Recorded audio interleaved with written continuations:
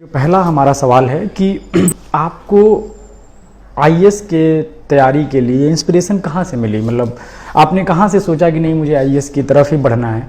क्योंकि बहुत सारे सब्जेक्ट्स हैं, बहुत सारी चीज़ें हैं, और वो सफ़र कहाँ से शुरू हुआ, वो सोच कहाँ से आई? मेरा एकेडमिक हमेशा से अच्छा रहा था, तो मेरे टीचर्स स्पेशली मेरे पापा मुझे हमेशा मोटिवेट करते थे कि आपको आईएएस करना चाहिए, बट किसी ने कभी कंपेल नहीं किया। और 12th में जब मेरा रिज़ल्ट आया तो मेरा रिज़ल्ट काफ़ी अच्छा रहा था, और तब मैंने डिसाइड कर लिया कि अब मुझे आईएएस ही करना है। और तभी से मैं बिल्कुल डिटरमाइन हो गई थी, और इसलिए मैंने अपनी स्ट्रीम भी चेंज की थी, और तब से ही मेरा था कि मुझे यूपीएससी में जाना आपकी प्रारंभिक शिक्षा कहाँ से हुई है? है। मेरी प्रारंभिक से लेकर ग्रेजुएशन तक की पूरी शिक्षा सोनभद्र से हुई है, रॉबर्टसन से। ओके, आपकी फैमिली का क्या रहा है, पूरा बैकग्राउंड मतलब आपका क्या रहा है फैमिली का? आपके पिताजी क्या करते हैं? मेरे पापा बिजनेसमैन हैं और मेरी मम्मी होम मेकर हैं। इसके साथ ही उनका सिविल सर्विसेज से कोई जुड़ाव नहीं रहा, लेकिन जहाँ से संभव हो सके उन्होंने हमेशा मुझे गाइडेंस प्रोवाइड कराने की कोशिश की, किसी से पूछ के और कोचिंग इंस्टीट्यूट के माध्यम से, और इस तरह से मुझे गाइडेंस तो आप मिली। वहाँ पे जो सरकारी स्कूल है वहाँ पे और भी तो स्टूडेंट्स होंगे, क्या इस विषय में कभी बातचीत होता था कि मतलब क्योंकि बचपन में बहुत सारे लोग हम लोग ये देखते हैं नहीं मुझे आईएएस बनना है, डॉक्टर बनना है, ये बनना है, तो क्या ऐसी भी चीज़ें शुरुआत में थी या फिर बाद में मतलब ऐसा कि आराम आराम से चीज़ों को देखते हुए किया आपने, कैसे? शुरुआत में बहुत सारे मेरे फ्रेंड्स थे, किसी को डॉक्टर बनना था, किसी को इंजीनियर बनना था, लेकिन उन फ्रेंड्स में सिर्फ मेरा ही एम था कि मेरे को आईएएस बनना है। और उसके लिए ही मैं दिल्ली आई ग्रेजुएशन के बाद, और यहाँ से मैंने अपनी तैयारी शुरू की।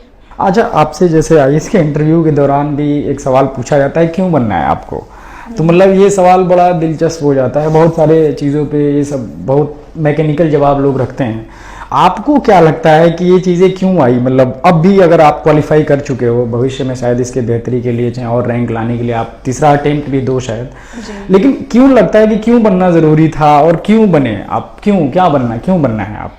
इसके पीछे एक्चुअली कई रीज़न्स हैं। सबसे पहला रीज़न तो यही रहा कि मेरे पापा कभी अपने स्कूलिंग टाइम में आईएएस बनना चाहते थे, बट कुछ सिचुएशन की वजह से वो नहीं बन पाए।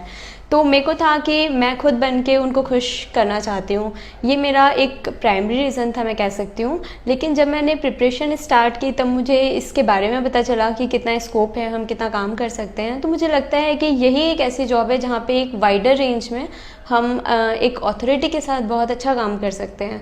तो इसके पीछे कई रीजंस रहे। इस विषय पे बात करेंगे हम लास्ट में कि अथॉरिटी के लेकर क्या चीज़ें हैं। बहुत सारे देश में आईएएस बने हैं, सारी चीज़ें हैं, उनके भी अलग कमेंट्स हैं। मैं ये जानना चाहता हूँ आपसे कि अगर कोई स्टूडेंट्स आता है उस ग्रामीण बैकग्राउंड से, दिल्ली जैसे शहर में, मुखर्जी नगर में आपने पढ़ाई की और यहाँ पे आपने कोचिंग लिया और तैयारी वगैरह किया, तो ये चीज़ किस तरीके से आपके लिए हेल्पफुल रहा?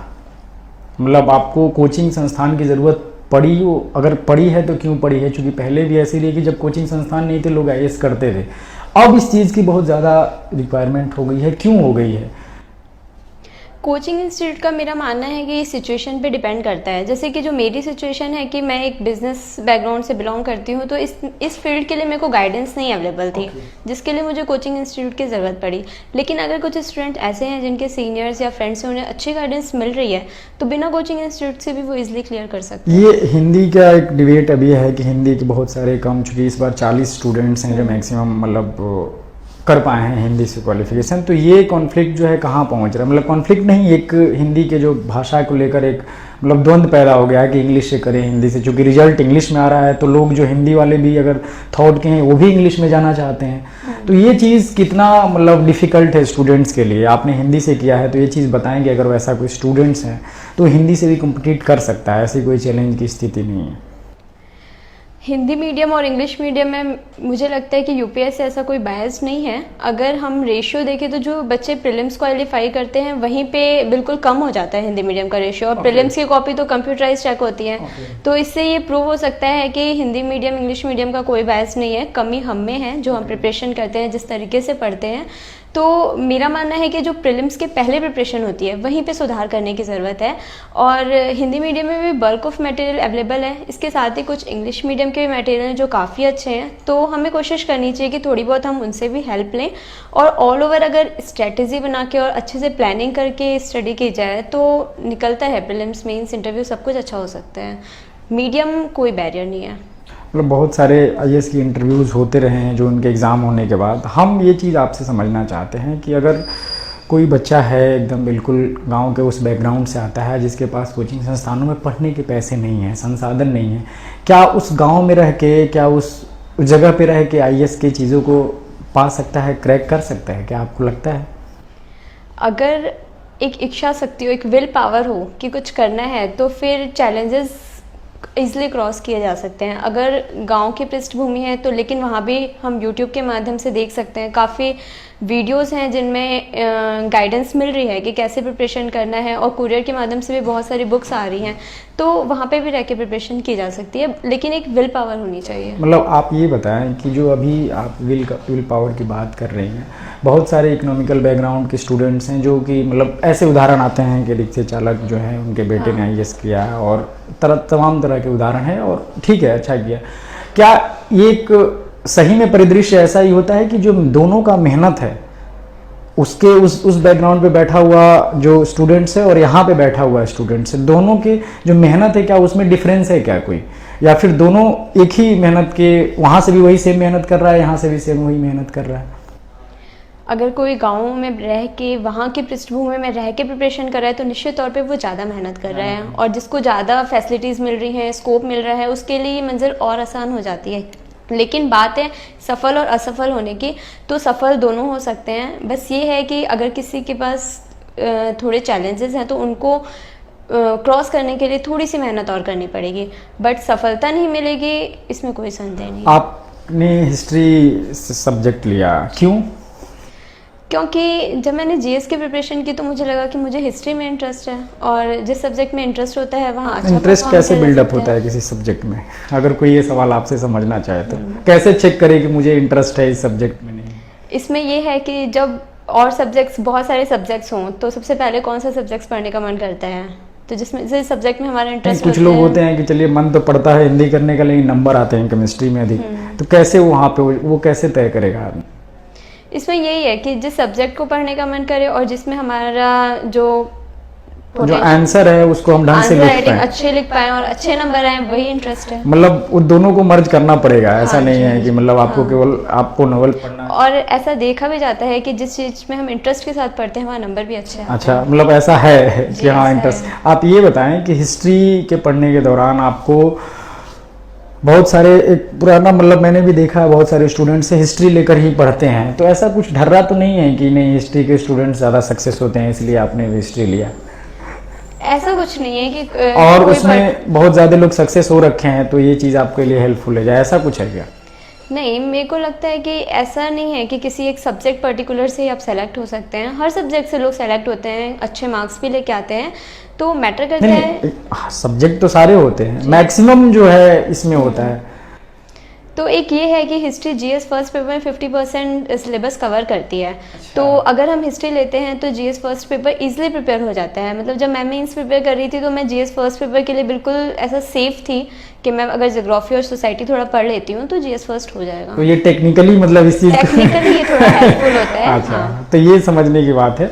आप ये बताएं, जैसे कोचिंग संस्थान के हम इम्पोर्टेंस पे बात करेंगे कि जितने भी कोचिंग संस्थान अभी स्टार्ट हुए हैं, कई सारे तरह तरह के टीचर्स डेवलप हुए हैं, बहुत सारे मैंने एडवर्टीज़मेंट देखता हूँ मैं जब भी दिल्ली में सफ़र करता हूँ, एक अच्छा खासा एक इनका संस्थान का प्लान भी है, पैकेज भी है, पैसा भी लेते हैं, मतलब इन द सेंस फीस की बात कर रहा हूँ मैं। तो ये कितना मतलब सही डायरेक्शन में जा रहा है ये चीज़ें? मान लीजिए स्टूडेंट के तौर पे तो आपने हेल्पफुल हुआ, चूँकि मान लीजिए 1000 बच्चे पढ़ते हैं, उसमें से 10 लोग सक्सेस लिए, चाहे मान लीजिए 20 लोग लिए, चाहे बहुत भारी भारी संख्या में 50-50 हज़ार स्टूडेंट्स एक कोचिंग संस्थानों में इंगेज हैं आईएएस के नाम पे, तो ये चीज़ें किस डायरेक्शन में जा रही है? आपको लगता है कि ऐसे इसमें कुछ चीज़ें ठीक होनी चाहिए या इसमें कुछ फोकस सिस्टम बने? कोचिंग इंस्टीट्यूट जब मैम खुर्जी नगर गई थी तब मैं भी बहुत ज़्यादा कंफ्यूज थी, और वाकई में मैंने देखा है लोगों को कि बिल्कुल कंफ्यूज हो जाते हैं कि कहाँ पढ़ें, और इस कंफ्यूजन में गलत जगह एडमिशन ले लेते हैं, पैसे फंसा देते हैं अपने। तो प्रिपरेशन में जो हमारी गाइडेंस है ना, वो हमेशा बिल्कुल सही होनी चाहिए, बिल्कुल जांच परख के कि हाँ इसी कोचिंग में पढ़ना है, इन्हीं टीचर से पढ़ना है, और जब एक विश्वास हो जाए कि हाँ यहाँ पे ही है जो हमें अच्छी गाइडेंस मिल सकती है, तभी एडमिशन। आपने कैसे तय किया इस चीज़ को? आपको कैसे ये सब चीज़ें? मैं जब मुखर्जी नगर आई थी तो मैंने पीजी तो ले लिया था बट कोचिंग नहीं ली थी, क्योंकि मेरा हमेशा से रहा है कि मुझे हाई फाई इंफ्रास्ट्रक्चर ना हो, बहुत फैसिलिटीज़ नहीं हो, लेकिन क्वालिटेटिव एजुकेशन होनी चाहिए। तो मैंने आई थिंक मुखर्जी नगर के हर कोचिंग इंस्टीट्यूट में डेमो क्लासेस ली थी, 2-3 डेमो क्लासेस ली थी, बट कहीं मैं सेटिस्फाई नहीं हो रही थी।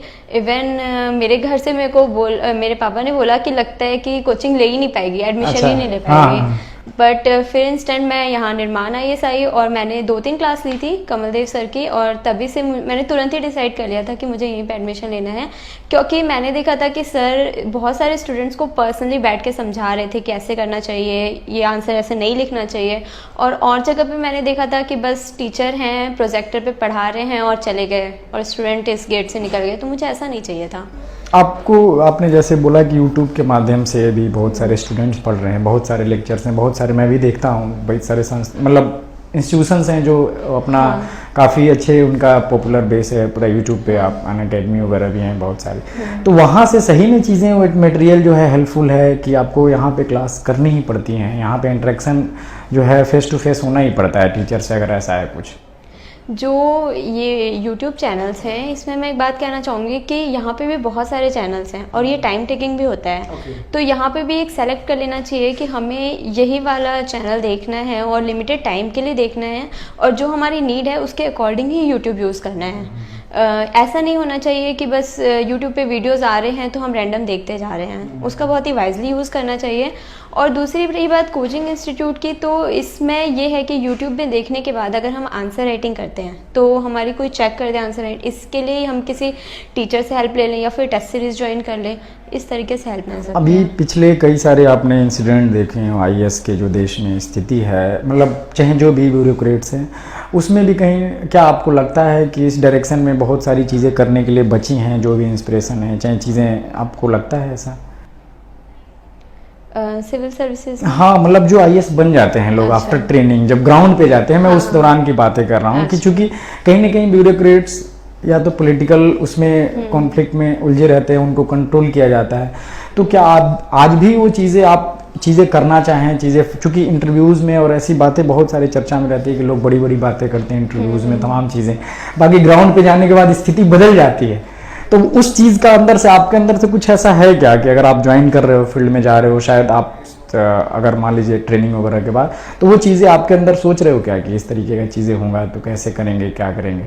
मुझे ये रहा है कि मैं हमेशा ऑनेस्ट रहूं, और जैसे मैंने अपनी एजुकेशन के ऑनेस्टी के साथ की है, वैसे ही मैं अपनी जॉब करूं तो ऑनेस्टी के साथ करूं। और बहुत सारे मैंने ऐसे सिविल सर्विसेज पढ़े हैं, उनकी स्टोरी पढ़ी है कि उन्होंने किस तरीके से काम किया है, तो मैं उनसे भी काफ़ी इंस्पायर्ड होती हूँ और मैं चाहती हूँ कि मैं जो भी काम करूँ उसका एक मानक स्थापित हो।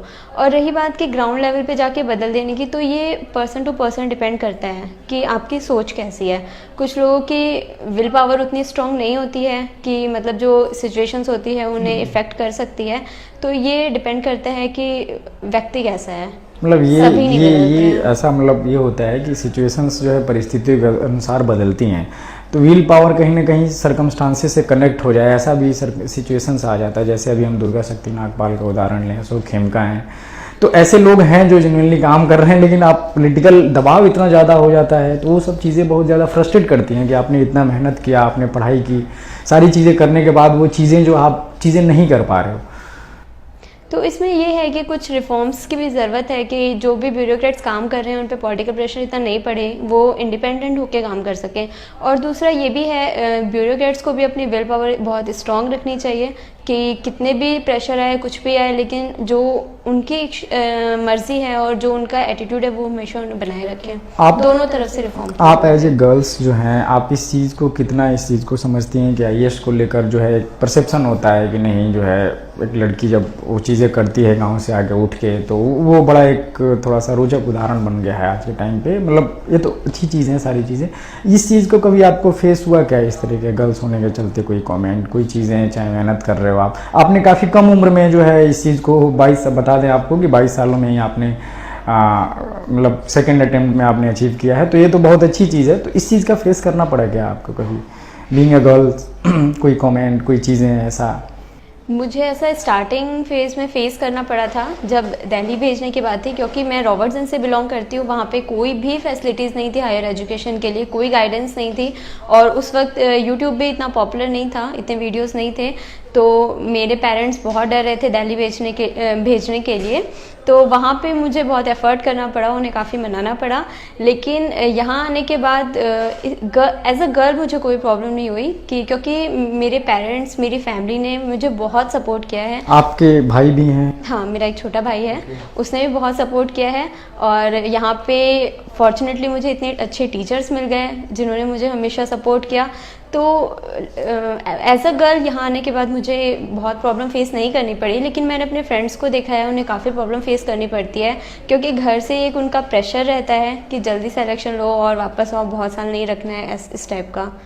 तो girls as a girl problems तो बहुत होती है। मतलब आप दूसरों की बातें जो, हाँ, तो आप ये देखिए बहुत सारे लोग आते हैं आईएएस की तैयारी करने, यहाँ पे आने के बाद जो है बहुत डाइवर्स किस्म का लाइफस्टाइल है, अलग अलग लोग हैं, अलग अलग तरीके के, अलग अलग जगहों के।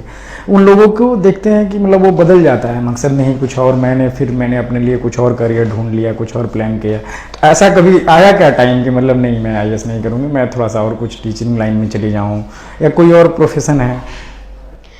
12th के बाद जब मैंने डिसाइड कर लिया कि मुझे सिविल सर्विसेज में जाना है, फिर मैंने कोई और ऑप्शन के बारे में सोचा ही नहीं, कोई बैकअप भी नहीं रखा था। नॉर्मली ग्रेजुएशन करके मैं यहाँ पे आ गई थी, और अपनी पूरी प्रिपरेशन में मेरा जो एक पॉजिटिव पॉइंट रहा था कि मैं एक सिंगल गोल पे फोकस थी।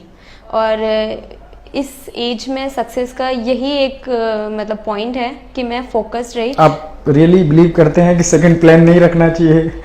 ये डिपेंड करता है कि आपकी सिचुएशन कैसी है, पर मेरा ऐसा मानना है कि जब आप, जैसा कि ये थोड़ा रिस्की भी हो सकता है, नो डाउट, लेकिन जब आपके पास कोई विकल्प ही नहीं है पीछे जाने का, तो फिर वो करो और मरो वाली वो स्थिति रहती है। हाँ। तो उसमें पहला ही रखना पड़ता है। अच्छा, आप अपने भाई वगैरह को कहेंगे कि आईएएस बनने के लिए उसको डॉक्टर क्या बनाओगे आप लोग उसको? अभी तक ये तो नहीं तय कर रहे हो ना आप लोग? नहीं, अभी तक तो उसका था कि उसे बिजनेसमैन बनना है, बट जब से मेरा सिलेक्शन हुआ है तो वो बहुत ही ज़्यादा उत्सुक है कि उसे भी सिविल सर्विसेज में ही जाना है। अच्छा, ऐसा उत्सुकता उसके लिए पता नहीं ठीक है या नहीं है, आप लोग देखेंगे।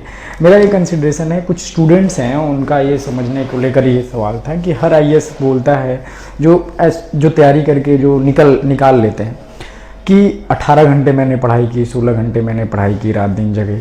क्या इसमें कितनी सच्चाई है? सही में क्या लगता है कि हर व्यक्ति को इतना ही पढ़ना पड़ता है, या इसके मतलब यही एक लेवल है, इसी लेवल पे हम पार करके उसको क्रैक कर पाएंगे?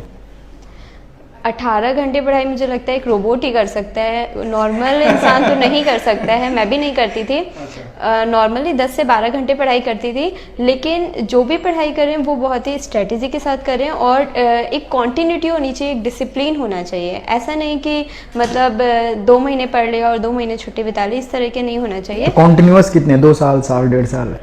2 साल रिक्वायर्ड होता है सिविल सर्विसेज प्रिपरेशन में, और अगर 2 साल आपने एक टारगेट बना लिया है तो फिर उसके अकॉर्डिंग अपना टाइम टेबल बनाएं कि मुझे इस महीने में इतना पढ़ना है और इस हफ्ते में इतना कवर करना है, और फिर उसको कॉन्टिन्यूटी डिसिप्लिन के साथ बिल्कुल करना चाहिए। 10 से 12 घंटे, इवन अगर आप 8 भी घंटे पढ़ रहे हैं, लेकिन अगर डेली पढ़ रहे हैं तो वो सफिशिएंट। मतलब वो एक टाइम लिमिट हो, कंटिन्यूटी में हो। कंटिन्यूटी में मतलब एक उसका भी, और ऐसे भी होता है कि मतलब एक फ्रेम स्टडी के और भी कई सारे तरीके हैं कि मतलब एक है कि आप टेबल स्टडी बैठ के कर रहे हैं, कॉन्टिन्यूअस सेल्फ स्टडी, एक कोचिंग संस्थानों में जा रहे हैं, ये यूट्यूब वगैरह के थ्रू आप स्टडी कर रहे हैं।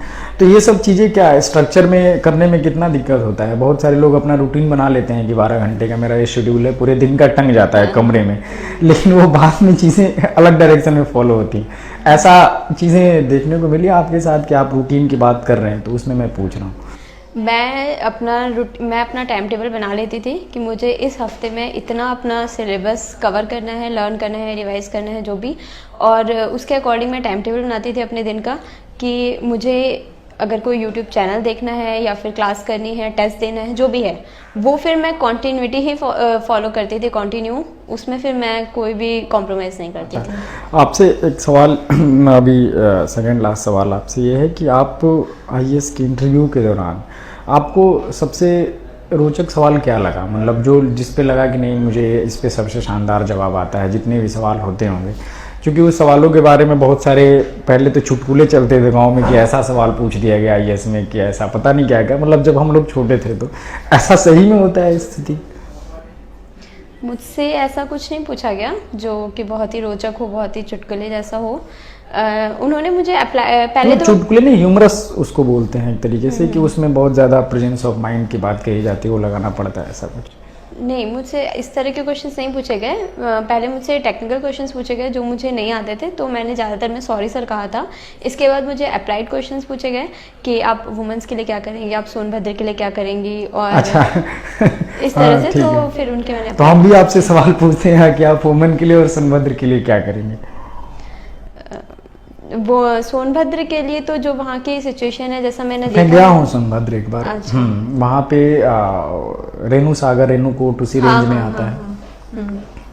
तो सोनभद्र में मैंने कई चीज़ें बताई थी कि एक लॉन्ग टर्म और शॉर्ट टर्म दो तरीके से हम वहाँ पे काम कर सकते हैं। शॉर्ट टर्म में वहाँ की जो लोकल पोटेंशियलिटी है उसके अकॉर्डिंग डेवलपमेंट करना होगा, इकोनॉमिक डेवलपमेंट करना होगा, कि जो भी वहाँ की वुमेंस हैं, जो लोकल हैंडीक्राफ्ट वहाँ का बहुत ज़्यादा पॉपुलर है, तो अगर हम इसे ई हार्ट से जोड़ें और इंटरनेट से जोड़ें, उन्हें मार्केट प्रोवाइड कराएँ और सेल्फ हेल्प ग्रुप को प्रोवाइड करें, तो वहाँ के वुमेंस को एम्पावर्ड किया जा सकता है। इसके बाद मैंने दूसरा वहाँ पे लॉन्ग टर्म में एक बताया था कि वहाँ पे मिनरल्स रिच एरिया है बहुत ज़्यादा, लेकिन वहाँ पे डिस्ट्रिक्ट मिनरल फाउंडेशन नहीं है। तो अगर हम डिस्ट्रिक्ट मिनरल डीएमएफ वहाँ पे बना देते हैं और उससे जो फंड आता है उससे लोकल डेवलपमेंट कर सकते हैं।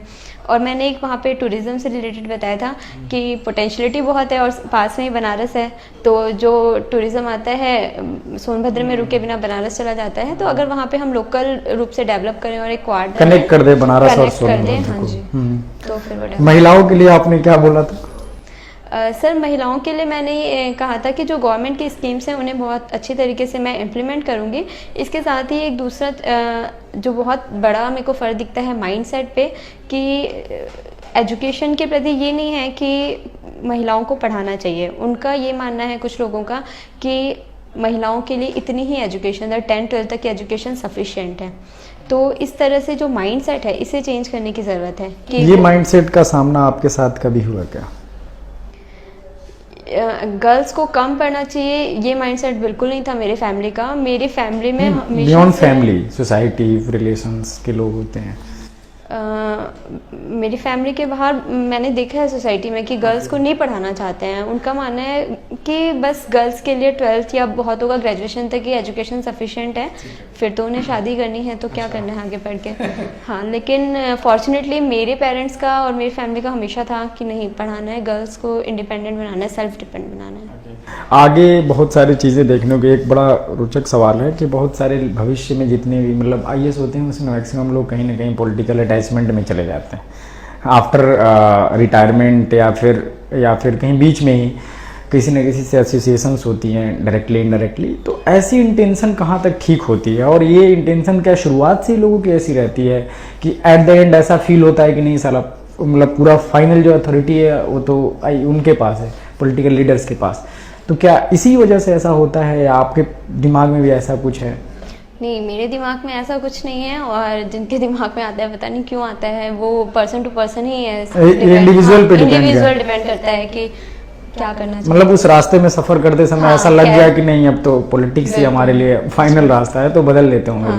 आपसे एक सवाल और है कि आप कुछ जो मैसेज देना चाहती हैं, आप जो इतने मतलब जो being a girls, being a IAS student, मतलब आपने क्रैक कर लिया है समाज को, सोसाइटी को, फैमिली को, अपने सोनभद्र को, तो आप क्या बताना चाहेंगे आप?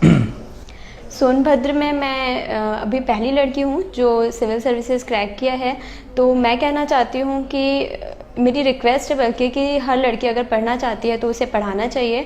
एक अपॉर्चुनिटी ज़रूर देनी चाहिए बेटियों को भी, ताकि अच्छा कर सकें। इसके साथ ही दूसरा जो मैंने हमेशा बैरियर देखा है हिंदी मीडियम का, मेरे ऊपर भी हमेशा क्वेश्चन मार्क रहा था कि हिंदी मीडियम से हायर एजुकेशन नहीं हो सकती। तो मैं ये बताना चाहती हूँ कि मीडियम सिर्फ अपनी बातों को कहने का एक माध्यम होता है, कोई भी लैंग्वेज, ये कोई बैरियर नहीं है, ये सिर्फ हमारे मन का भ्रम होता है। और इसको हम यूपीएससी के रिजल्ट से भी देख सकते हैं कि जो प्रीलिम्स स्टूडेंट क्रॉस करते हैं उनका ही रेशियो बहुत कम हो जाता है। और तीसरा मैं कहना चाहती हूँ कि जो भी गोल है आपका, चाहे पीसीएस हो चाहे आईएएस हो, उसी पे फोकस रहना चाहिए, एक साथ कई गोल लेके नहीं चलना चाहिए। ये थे हमारे साथ साक्षी गर्ग, और भी ऐसे तमाम लोगों के साथ बातचीत करने के लिए हमारे साथ जुड़े रहिए। तब तक के लिए धन्यवाद।